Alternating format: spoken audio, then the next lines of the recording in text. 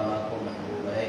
خواہ وہ آپ کی اولاد کی نسبت ہو، خواہ وہ آپ کی اصحاب کی نسبت ہو، ہر نسبت اللہ تبارک و تعالیٰ کی بارگاہ میں محبوب اور بلند مرتبہ ہوتی ہے۔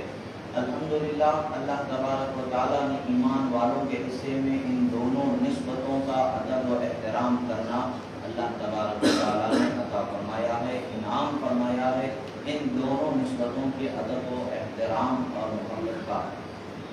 اہل ایمان زمانے دراز سے ان دونوں نسبتوں کا لحاظ کرتے رہے، یعنی نسبت آل ہو یا نسبت اصحاب ہو، ہر نسبت کا احترام، ہر نسبت کا ادب اور ہر نسبت سے محبت، جس کا جیسا حق ہے اس کے حق کی ادائیگی میں کوشاں رہے اور ان کی محبت کو اپنے دل میں بسائے، ان کے انداز و اطوار، ان کے طور اور طریقے اظہار و قربانی کو اپنے لیے اصول راہ نجات بنائے اور اسی پر گامزن رہے، اور انشاءاللہ قیامت تک کے اہل حق کا جو طریقہ ہے وہ اسی پر رہے گا۔ اللہ تبارک و تعالیٰ کا شکر ہے کہ اللہ تعالیٰ نے ہمیں ایسے عظیم طریقے پر ہمیں چلنے والا اللہ نے بنایا، کیونکہ یہ طریقہ عام نہیں ہے بلکہ اللہ کے محبوب بندوں کا طریقہ ہے۔ یہی وہ طریقہ ہے جو حضرت جنید بغدادی کا ہے، یہی وہ طریقہ ہے جو حضرت بایزید بستامی کا ہے، یہی وہ طریقہ ہے جو حضرت امام زین العابدین کا ہے، یہی وہ طریقہ ہے حضرت امام زید شہید کا، یہی وہ طریقہ حضرت امام جعفر صادق کا، اور یہی وہ طریقہ حضور غوث اعظم کا، حضرت خواجہ غریب نواز کا، کل اولیاء کا قیامت تک کے یہی وہ طریقہ ہے جس کو اللہ تبارک و تعالیٰ نے مطلب اعتدال راہ صراط مستقیم سے متصل فرمایا۔ اللہ کا شکر ہے کہ اللہ تبارک و تعالیٰ نے ہمیں اس نعمت سے مالا مال فرمایا۔ اللہ کے رسول صلی اللہ علیہ وسلم کے صحابہ کرام میں عظیم مرتبہ بلکہ افضل البشر بعد الانبیاء کی تحقیق کا جو مرتبہ حضرت ابوبکر صدیق رضی اللہ تعالیٰ عنہ کو اللہ تبارک و تعالیٰ نے اس کے حبیب صلی اللہ علیہ وسلم کی بارگاہ سے مرحمت فرمایا،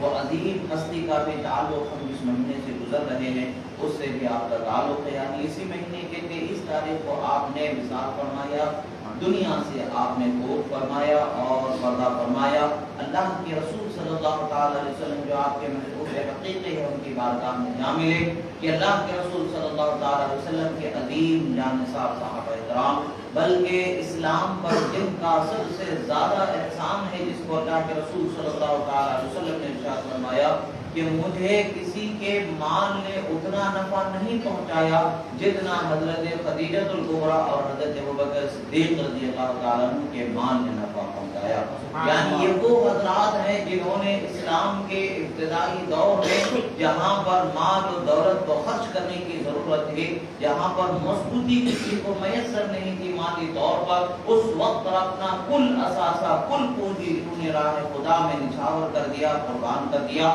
اللہ کے رسول صلی اللہ تعالی علیہ وسلم کی بارگاہ میں پیش فرما دیا۔ یہی وجہ ہے کہ اللہ کے رسول صلی اللہ تعالی علیہ وسلم کی بارگاہ میں آپ کا بہت اونچا مقام مرتبہ رہا۔ حضرت عمرو بن عاص رضی اللہ تعالی عنہ سے ایک روایت ہے، آپ فرماتے ہیں کہ ایک مرتبہ رسول اللہ صلی اللہ تعالی علیہ وسلم نے ایک جنگ جسے ذات السلاسل کہا جاتا ہے اس میں آپ کو بھیجا تھا۔ جب آپ واپس لوٹتے ہیں، جنگ سے واپس آ جاتے ہیں، پھر اس کے بعد میں آپ پوچھتے ہیں یا رسول اللہ صلی اللہ تعالی علیہ وسلم ای الناس احب الیک؟ قال عائشہ، قالت قلت من الرجال، قال ابوها، قلت ثم من؟ قال عمر، الى ان قال۔ فرماتے حضرت عمرو بن عاص رضی اللہ تعالی عنہ رسول اللہ صلی اللہ تعالی علیہ وسلم کی بارگاہ میں حاضر ہوتے ہیں۔ یہ حدیث وہ حدیث ہے جسے امام بخاری نے بھی روایت فرمایا، امام مسلم نے بھی روایت فرمایا، متفق علیہ حدیث ہے، اونچے درجے کی حدیث ہے۔ اللہ کے رسول صلی اللہ تعالی علیہ وسلم سے پوچھا گیا، اے اللہ کے رسول صلی اللہ تعالی علیہ وسلم، آپ کو سب سے زیادہ کون محبوب ہیں؟ حضرت رسول اللہ صلی اللہ تعالی علیہ وسلم نے ارشاد فرمایا، مجھے میرے چہیتے جو میری بارگاہ میں سب سے چہیتے ہیں وہ حضرت عائشہ صدیقہ ام المؤمنین رضی اللہ تعالی عنہا ہیں۔ پھر آپ پوچھتے ہیں کہ آپ کے بعد سب سے پھر کون لوگوں میں سب سے زیادہ کون آپ کو پسند ہے؟ یعنی عورتوں میں تو آپ نے حضرت بی بی عائشہ صدیقہ رضی اللہ تعالی عنہا کے آپ نے فرما دیا، اور پھر مردوں میں آپ کو سب سے زیادہ کون پسند ہے؟ حضرت عمرو بن عاص رضی اللہ تعالی عنہ کا جب یہ سوال ہوا، رسول خدا صلی اللہ تعالی علیہ وسلم نے جواب فرمایا، مجھے ابو بکر سب سے زیادہ۔ پھر اس کے बाद में पूछा कि या रसूलुल्लाह सल्लल्लाहु अलैहि वसल्लम उसके बाद कौन है फिर रसूलुल्लाह सल्लल्लाहु अलैहि वसल्लम ने हजरत उमर फारूक रज़ियल्लाहु अन्हु किया। यानी रसूलुल्लाह सल्लल्लाहु अलैहि वसल्लम की बारगाह में हजरत अम्र इब्न आस रज़ियल्लाहु अन्हु से जो रिवायत है वो यही रिवायत है कि रसूलुल्लाह सल्लल्लाहु अलैहि वसल्लम के मर्दों में महबूब तरीन शख्सियत हजरत अबू बकर सिद्दीक रज़ियल्लाहु अन्हु हैं और ख़वातीन में हजरत बीबी आयशा सिद्दीक़ा रज़ियल्लाहु अन्हा है। अब इसी मामले को जब हम देखते हैं कि हजरत अबू बकर सिद्दीक रज़ियल्लाहु ताला अन्हु के शान और मर्तबे को जब बाबे मदीनतुल इल्म हजरत मौलाए कायनात मौलल मुस्लिमीन वल मुस्लिमात हजरत अली शेर खुदा फातिह खैबर हैदर कर्रार रज़ियल्लाहु ताला अन्हु से जब हम पूछते हैं तब आपकी बारगाह में ये सवाल होता है, आप ही के फर्जंद हजरत मोहम्मद इब्न हनफी रज़ियल्लाहु ताला अन्हु हैं, तो आपसे सवाल करते हैं कि कौन सबसे बेहतर इंसान है अल्लाह के रसूल सल्लल्लाहु अलैहि वसल्लम कि आप रिवायत फरमाते क़ाल क़ुल्तु लि अबी अय्युन नास खैरुन बअद नबी सल्लल्लाहु तआला अलैहि वसल्लम, यानी हजरत मोहम्मद इब्न हनफी हजरत मौला अली रज़ियल्लाहु ताला अन्हु के फर्जंद जो दूसरी ज़ौजा से थे, तो आपने अर्ज किया कि मैंने अपने वालिद माजिद अमीरुल मोमिनीन हजरत मौला अली शेर खुदा रज़ियल्लाहु ताला अन्हु से पूछा कि अल्लाह के रसूल सल्लल्लाहु ताला अलैहि वसल्लम के बाद सबसे बेहतरीन शख्स कौन है? हजरत मौला अली शेर खुदा रज़ियल्लाहु ताला अन्हु ने जवाब फरमाया क़ाला अबू बकर रज़ियल्लाहु ताला अन्हु, सबसे बेहतरीन शख्सियत हजरत अबू बकर सिद्दीक रज़ियल्लाहु ताला अन्हु है। फिर हजरत मोहम्मद इब्न हनफी फरमाते सुम्मा मन क़ुल्तु सुम्मा मन क़ाल उमर रज़ियल्लाहु ताला अन्हु खशीतु अन यक़ूल उस्मान क़ुल्तु सुम्मा अंत क़ाल मा अना इल्ला रजुलुन मिनल मुस्लिमीन, फरमाते हैं कि फिर मैंने पूछा कि हजरत अबू बकर सिद्दीक के बाद कौन है? आपने फरमाया कि हजरत उमर फारूक रज़ियल्लाहु ताला अन्हु हैं। फिर फरमाते हैं कि मुझे खौफ हुआ कि फिर आप हजरत उस्मान का नाम न ले लें रज़ियल्लाहु ताला अन्हु, कि मैंने फिर फौरन आपसे पूछ लिया कि उसके बाद आपका दर्जा है? हजरत मौला अली रज़ियल्लाहु ताला अन्हु ने फरमाया कि नहीं, अल्लाह के बंदों में से एक और शख्सियत में जिनका दर्जा है, यानी आपने हजरत उस्मान गनी ज़ुन्नुरैन रज़ियल्लाहु ताला अन्हु की तरफ अपना इशारा फरमाया। बात यही हमें पता चलती है कि सहाबा किराम रिज़वानुल्लाहि ताला अलैहिम अजमईन में अंबिया किराम के बाद सबसे बड़ा दर्जा हजरत अबू बकर सिद्दीक रज़ियल्लाहु ताला अन्हु का, फिर हजरत उमर फारूक, फिर हजरत उस्मान गनी, फिर हजरत मौला अली शेर खुदा रज़ियल्लाहु ताला अन्हु का। ये खुद बज़बान मौलाए कायनात शेर खुदा फातिह खैबर हैदर रज़ियल्लाहु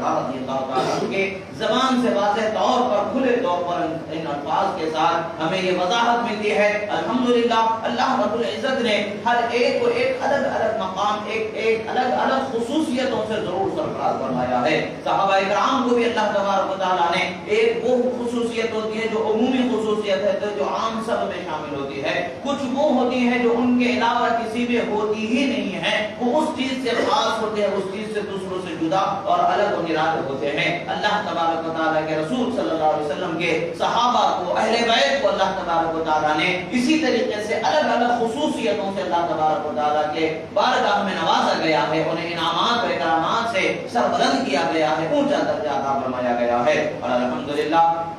जिसको जो दर्जा अल्लाह तबारक व तआला ने अता फरमाया है वो ऐसा दर्जा है कि हमारा और आपका उसमें कोई तारुज़ और एतराज काम आने वाला नहीं है। वो खुदा के फैसले हैं, उसके हबीब की मर्जी है, जिसे चाहते हैं जिस तरीके से सरफराजी अता फरमाना उन्हें सरफराजी अता कर दी जाती है। हजरत अबू बकर सिद्दीक रज़ियल्लाहु ताला अन्हु की इसार और कुर्बानी की मिसाल जब हम देखते हैं तो जब आप हिजरत के शब रसूलुल्लाह सल्लल्लाहु ताला अलैहि वसल्लम आप मक्कातुल मुकर्रमा से जब मदीनतुन नबी सल्लल्लाहु ताला अलैहि वसल्लम की तरफ हिजरत का हुक्म हो गया तो आपके साथ सफर करने के लिए जिस रात का इंतखाब किया गया वो हजरत अबू बकर सिद्दीक रज़ियल्लाहु ताला अन्हु की, और रसूलुल्लाह सल्लल्लाहु ताला अलैहि वसल्लम का घर का घेराव कर लिया गया था। जिस जगह रसूलुल्लाह सल्लल्लाहु ताला अलैहि वसल्लम आराम फरमा रहे थे और जिस जगह आपको आराम फरमाना था वहां पर उस वक्त आप जो हिजरत फरमा रहे हैं हजरत अबू बकर सिद्दीक रज़ियल्लाहु ताला अन्हु को पता है और हजरत मौला अली शेर खुदा रज़ियल्लाहु ताला अन्हु को पता है। हजरत रसूलुल्लाह सल्लल्लाहु ताला अलैहि वसल्लम अपने कमरे मुबारक में अपने बिस्तर मुबारक पर हजरत मौला अली रज़ियल्लाहु ताला अन्हु को अपनी जगह पर लेटा करके तशरीफ ले जाते हैं। मामला क्या है, कुफार ने इरादा कर लिया था, उन्होंने पूरा पक्का मंसूबा बना लिया था कि आज की रात में मोहम्मद अरबी सल्लल्लाहु ताला अलैहि वसल्लम को कत्ल कर दिया जाएगा माअल्लाह। और ये कैसे हो सकता है कि जिसको अल्लाह तबारक व तआला कायनात के लिए रहमत बना करके भेजा है, हिदायत का सरचश्मा बना करके भेजा है, तमाम अंबिया में میں سیدُ الانبیاء بنا کر کے جسے بھیجا ہے اور ان کے حفاظت خود رب فرمانے والا ہے، یہ کیسے ان کا منصوبہ کامیاب ہو سکتا ہے؟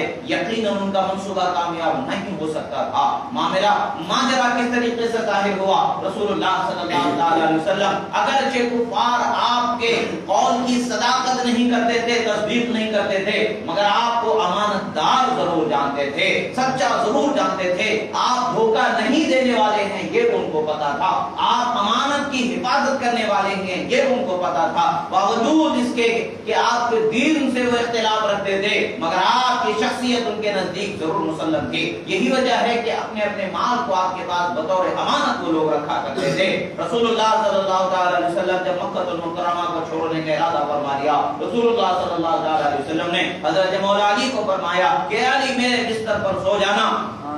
اور صبح جب جاگ جاؤ گے تو یہ فلاں کی امانت ہے اسے واپس کر دینا، یہ فلاں کی امانت ہے اسے واپس کر دینا، یہ فلاں کی امانت ہے اسے واپس کر دینا۔ حضرت مولا علی رضی اللہ تعالیٰ عنہ رسول اللہ صلی اللہ تعالیٰ علیہ وسلم کے بستر مبارک پر آرام فرما ہے، چادر تان کر کے آرام فرما ہے، اور کفار کو یہ طریقہ تھا، کفار کا اندیشہ تھا کہ وہ قتل کر دینے کا ارادہ رکھتے تھے، یہ سب کو معلوم ہے، مگر باوجود اس کے کہ چہرہ بھی نظر نہ آئے، کچھ بھی نظر نہ آئے، آپ نے سر سے پیر تک چادر کو اڑ کر کے ڈھانپ کر کے آپ نے سویا، آرام کیا۔ گویا کہ کافروں کو یہ اندازہ ہو رہا تھا کہ ابھی رسول اللہ صلی اللہ علیہ وسلم اپنے حجرے میں آرام فرما رہے ہیں، اپنے بستر میں لیٹ رہے ہیں، وہ موقع کی تلاش میں اور وقت کے انتظار میں اسی طریقے سے بیٹھے ہوئے ہیں، مگر اللہ کے رسول صلی اللہ علیہ وسلم تو بجلی کی طرح نہ جانے کب کے اس غرفے سے تشریف لے جا چکے ہیں، مگر ان کے بستر پر آرام کرنے والے حیدر کرار شیر خدا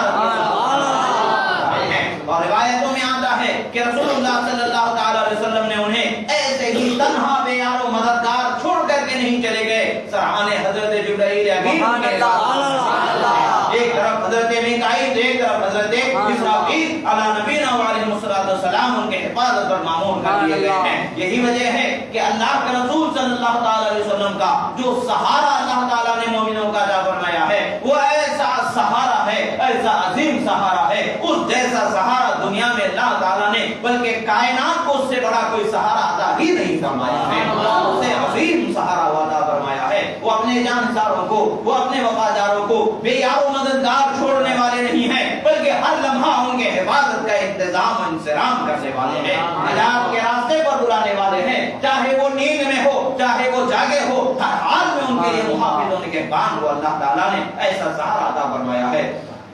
حضرت علی سے کسی نے پوچھا کہ حضرت علی آپ ذرا بتائیں تو صحیح کہ کبھی آپ نے چین کی نیند بھی سوئی ہے اپنی زندگی میں؟ حضرت علی فرماتے ہیں سوائے ایک رات کے مجھے کبھی چین کی نیند آئی نہیں۔ وہ کون سی رات ہے جس میں آپ نے چین سے سویا؟ آپ فرماتے ہیں کہ سنو، ملک الموت کی آمد کا خدشہ تو ہمیشہ لگا رہتا ہے، کب موت کا فرشتہ آ جائے، کب روح کو لے جائے رب ذوالجلال کی بارگاہ میں حاضری کا، کب حکم آ جائے، کب جانا ہو جائے، ہمیں اس کا پتہ نہیں ہوتا ہے۔ مگر جس رات رسول اللہ صلی اللہ علیہ وسلم ہجرت فرمانے والے تھے، اس رات رسول اللہ صلی اللہ علیہ وسلم نے فرمایا علی میرے بستر پر سو جانا، صبح جب جاگ جاؤ تو فلاں فلاں فلاں فلاں کو یہ امانت واپس کر دینا۔ تو مجھے اندازہ ہو گیا کہ جب تک کہ میں امانت واپس نہ کروں گا مجھے موت آ ہی نہیں سکتی۔ اللہ کے رسول صلی اللہ تعالی علیہ وسلم نے فرما دیا کہ علی سو جاؤ، صبح امانتوں کو واپس کر دینا۔ تو انہیں پتہ چل گیا کہ جب تک کہ امانت مجھے واپس نہ کر دوں، میں وہ ذمہ داری سے میں اپنے آپ کو سبکدوش نہ کر لوں، موت نہیں آ سکتی۔ تو میں چین سے اس رات میں سویا تھا۔ الغرض حضرت ابوبکر صدیق رضی اللہ تعالیٰ عنہ اس سفر میں رسول اللہ صلی اللہ تعالی علیہ وسلم کے ساتھ ہیں، غار ثور میں 3 دن تک کے آپ نے قیام فرمایا تھا۔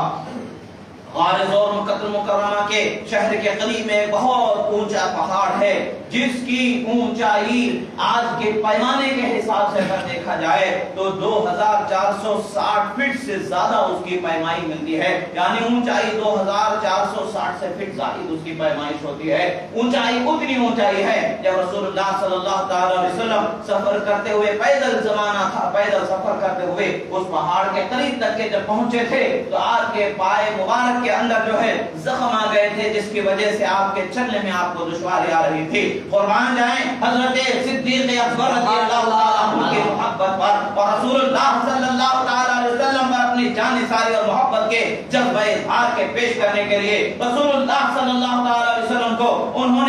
کاندھے پر اٹھایا اور 2460 فٹ اونچا جو پہاڑ ہے اس پہاڑ پر رسول اللہ کو لے کر صلی اللہ تعالی علیہ وسلم کو اپنے کاندھوں پر بٹھا کر کے آپ وہاں پہنچے ہیں. یہ رسول اللہ صلی اللہ تعالی علیہ وسلم کے جانثار صحابہ کرام رضوان اللہ تعالی علیہم اجمعین کی جانثاری ہے. عزیزان محترم، اللہ کے رسول صلی اللہ تعالی علیہ وسلم کے صحابہ ہو یا اہل بیت ہو، ہر ایک کی جدا خصوصیت ضرور الگ الگ ہے، مگر اللہ تبارک و تعالی کے نزدیک کس کا کیا مقام ہے وہ خدا اور رسول ہی بہتر جانتے ہیں. جو ان کے بیان سے، جو ان کے ظاہر سے، صحابہ کے اتباع سے، تمام امت کے اعتراف سے یہی بات سمجھ میں آتی ہے بزبان مولا علی، جس کا بیان ہو چکا کہ سب سے بہترین شخصیت انبیاء کے بعد وہ حضرت ابوبکر صدیق رضی اللہ تعالیٰ عنہ کی ہے. عزیزان محترم، حضرت ابوبکر صدیق رضی اللہ تعالیٰ عنہ کا مقام و مرتبہ بہت بلند و بالا ہے. ہماری زبان، ہمارے فکر، ہماری نظر اس کے بیان سے قاصر ہیں. وہ اللہ کے رسول صلی اللہ تعالیٰ علیہ وسلم کے بہت مشہور شخصیت ہیں. اللہ کے رسول صلی اللہ تعالیٰ علیہ وسلم کے ساتھ انہوں نے بہت وفاداری کی، بہت وفاداری کی، اتنی وفاداری کی جس کو ہم بیان ہی نہیں کر سکتے ہیں. بس رسول اللہ صلی اللہ تعالیٰ علیہ وسلم نے جو بیان فرما دیا، کسی کے مال اثار و قربانی نے مجھے اتنا نفع نہیں پہنچایا جتنا کہ حضرت خدیجہ کے مال اور ان کی اثار و قربانی نے، اور حضرت ابوبکر صدیق کے مال اور اثار و قربانی کے جتنا مجھے انہوں نے فائدہ پہنچایا ہے، ان کی ذات و مال سے جتنا فائدہ پہنچا ہے کسی اور کی ذات و مال سے مجھے اتنا فائدہ نہیں پہنچا ہے. یہ حضرت ابوبکر صدیق رضی اللہ تعالیٰ عنہ کے لیے رسول اللہ صلی اللہ تعالیٰ علیہ وسلم کی یہ گواہی کافی ہے. حضرت ابوبکر صدیق رضی اللہ تعالیٰ عنہ ایک مرتبہ کا واقعہ ہے کہ حضرت ابوبکر صدیق رضی اللہ تعالی عنہ ان کے گھر میں بھی چند مہمان تشریف فرما ہوئے. ماجرا کیا تھا، معاملہ کیا تھا؟ رسول اللہ صلی اللہ تعالی علیہ وسلم نے فرمایا اصحاب صفہ، وہ صحابہ کرام کی جماعت جو رسول اللہ صلی اللہ تعالی علیہ وسلم کے حجرے مبارکہ کے سامنے ایک چبوترا تھا جس پر آپ دن رات وہ صحابہ بیٹھے ہوا کرتے تھے. ان میں سے ایک حضرت ابو ہریرہ رضی اللہ تعالی عنہ بھی ہیں. کثیر صحابہ وہاں پر ہوا کرتے تھے جن کے کوئی گھر نہیں تھے، جن کے کوئی ٹھکانے نہیں تھے. بس وہ رسول اللہ صلی اللہ تعالی علیہ وسلم ہی کے رحم و کرم پر جن کی زندگی ہوتی تھی. رسول اللہ کے گھر سے جو کچھ مل جاتا تھا وہ کھا لیا کرتے تھے، ورنہ وہ قناعت و صبر کی زندگی گزار کر کے کئی دن رسول اللہ کے گھر میں بھی چولہا نہیں جلتا تھا تو یہ بھی کئی دن کے واقعے سے گزرنے والی ہستیاں ہوا کرتی تھیں. الغرض رسول اللہ صلی اللہ تعالی علیہ وسلم نے جب کافی دن گزر چکے اور کافی زیادہ لمبا بھوک اور پیاس کا جو وقت تھا، جو بھوک کا وقت کا گزر چکا، سرکار مدینہ صلی اللہ تعالی علیہ وسلم نے لوگوں کو کہا کہ جس کے گھر میں 2 لوگوں کے کھانے کا انتظام ہے وہ ایک کو لے کر کے چلے جانا.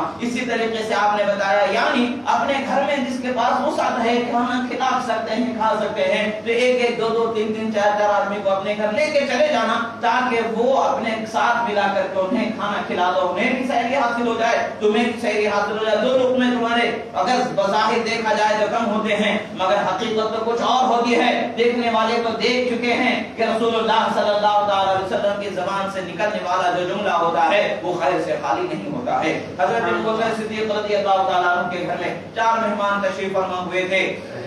اور رسول اللہ صلی اللہ تعالی علیہ وسلم نے 10 یا اس سے زائد اپنے گھر مہمان فرمائے تھے. رسول اللہ صلی اللہ تعالی علیہ وسلم کی خدمت میں حضرت ابوبکر صدیق رضی اللہ تعالی عنہ کمر بستہ تھے، سرکار کی خدمت پر ٹھہرے تھے. سرکار صلی اللہ علیہ وسلم نے اپنے مہمانوں کو بھی کھلایا، خود بھی کھانا تناول فرمایا. اس کے بعد جب حضرت ابوبکر صدیق رضی اللہ تعالی عنہ اپنے دور دولت پر جب آپ پہنچتے ہیں، اپنے گھر پر جب آپ پہنچتے ہیں تو پتہ چلتا ہے کہ آپ کے گھر میں ابھی تک کسی نے کھانا ہی نہیں کھایا ہے. وہ مہمان جن کو کھانا تھا انہوں نے بھی نہیں کھایا ہے، نہ آپ کی زوجہ نے کھایا ہے، نہ آپ کے بچوں نے کھایا ہے. حضرت ابوبکر صدیق رضی اللہ تعالیٰ عنہ نے فرمایا کیوں ان کو نہیں کھلایا گیا؟ جواب ملتا ہے زوجات کہتی ہیں انہوں نے کہا کہ ہم اپنے میزبان کے بغیر کھانا نہیں کھائیں گے، وہ آئیں گے تبھی ہم کھانا کھائیں گے. اتنی دیر ہو گئی، کافی رات گزر چکی تھی اور وہ لوگ انتظار میں تھے، بھوکے تھے. حضرت ابوبکر صدیق رضی اللہ تعالیٰ عنہ کو یہ خیال تھا کہ انہیں کھلا دیا جانا چاہیے تھا، کسی طریقے سے سمجھا بجھا کر کے. اس میں شاید گھر والوں کی طرف سے کوتاہی ہوئی،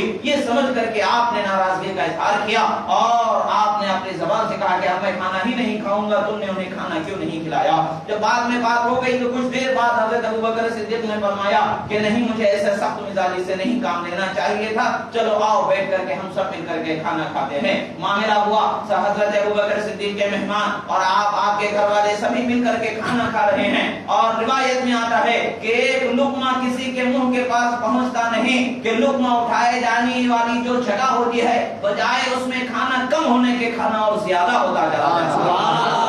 कि वो जितना खाना था उससे 3 गुना ज्यादा खाना प्लेट में आ गया। हर लुक़मे पर बरकत ही बरकत नजर आ रही है। हजरत अबू बकर सिद्दीक़ रज़ियल्लाहु ताला अन्हु फरमाते हैं कि मैं तो बखुदा खाने को बढ़ता हुआ देख रहा हूँ, क्या तुम लोग भी देख रहे हो? आपकी ज़ौजा फरमाती है कि हाँ, बखुदा काफी देर से मैं उसका मुशाहिदा कर रही हूँ कि ये खाना बढ़ता नजर आ रहा है। हत्ता कि इतना बढ़ गया कि आप सब हजरात ने पेट भर करके खाना खाया और उसके बाद में फिर आपने उस खाने को रसूलुल्लाह सल्लल्लाहु अलैहि वसल्लम के घर में हदीये के तौर पर पेश फरमाया। रसूलुल्लाह सल्लल्लाहु अलैहि वसल्लम ने खुद भी उसमें से कुछ खाना तनावुल फरमाया। हासिल ये कि हजरत अबू बकर सिद्दीक़ रज़ियल्लाहु ताला अन्हु के दस्तरखान पर अल्लाह तबारक व तआला ने बरकतों को ऐसा उंडेला कि देखने वालों ने देखा। बाद रिवायतों में ये आता है कि हम उस खाने से तस्बीह का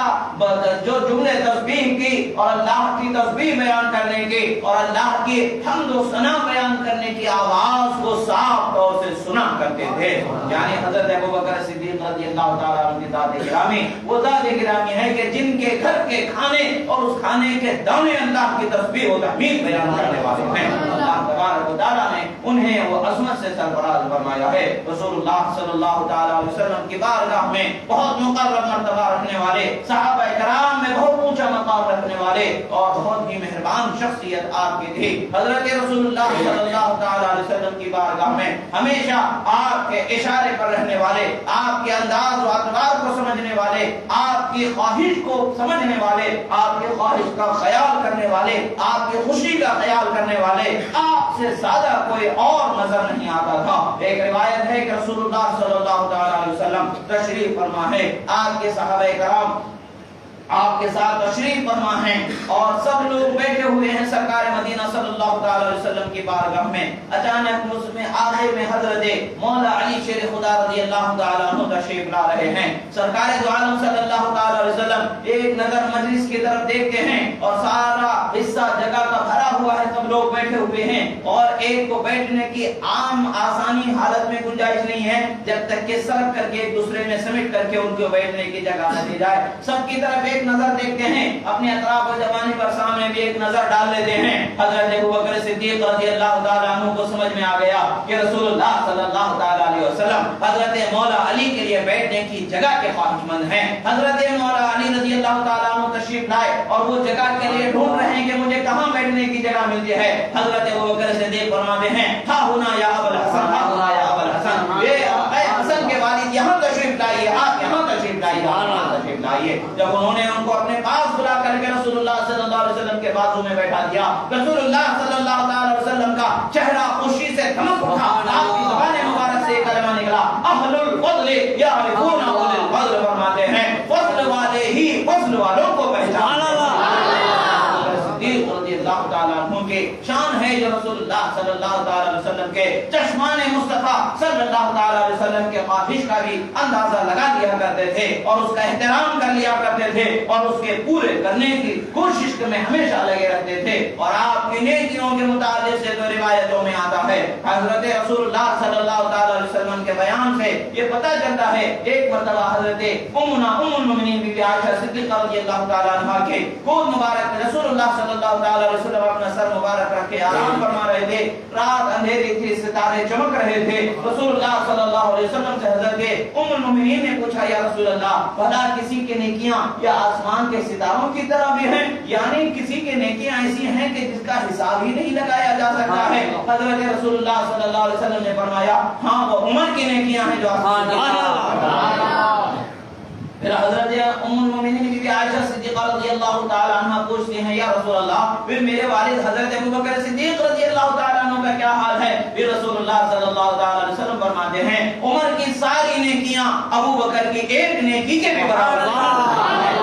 पता ये नहीं चलता है कि बेशक उनका मकाम व मर्तबा बहुत बुलंद व बाला है हजरत उमर फारूक का, मगर हजरत अबू बकर زندگی کو بارگاہ رسالت میں، بارگاہ خدا میں جو خصوصی مقام حاصل ہے وہ الگ ہی مقام ہے جو سب کے تصور سے باہر ہے، جس کا اندازہ ہی نہیں لگایا جا سکتا ہے۔ یہی وہ بات ہے جسے حضرت مولا علی شیر خدا رضی اللہ تعالیٰ عنہ نے بیان فرما دیا، اور امت کے لیے ہمیشہ کے لیے فیصلہ آپ نے سنا دیا تاکہ اس میں کسی کو چون چان کرنے کی گنجائش باقی نہ بچے۔ عزیزان محترم، ہمارے لیے ہر نسبت مصطفیٰ صلی اللہ علیہ وسلم کا ادب اور احترام ضروری ہے۔ جب تک کہ ہم ادب نہیں کریں گے، ہم صحیح معنوں میں اللہ کے محبوب بندوں کے باادب نہ ہو جائیں، اس وقت تک کہ ہم اللہ کی رحمت کے حقدار نہیں ہوں گے۔ اللہ کی رحمت کے اگر خود کو حقدار بنانا ہے، اللہ کے محبوب بندوں سے اپنے عقیدت و محبت، ادب و احترام کو مضبوط کرنا ہے۔ کسی بھی محبوب خدا کی بارگاہ میں، کسی بھی اللہ کے معظم بندے کی بارگاہ میں بے ادبی کی جسارت نہیں کرنی چاہیے۔ ان کی بارگاہوں سے،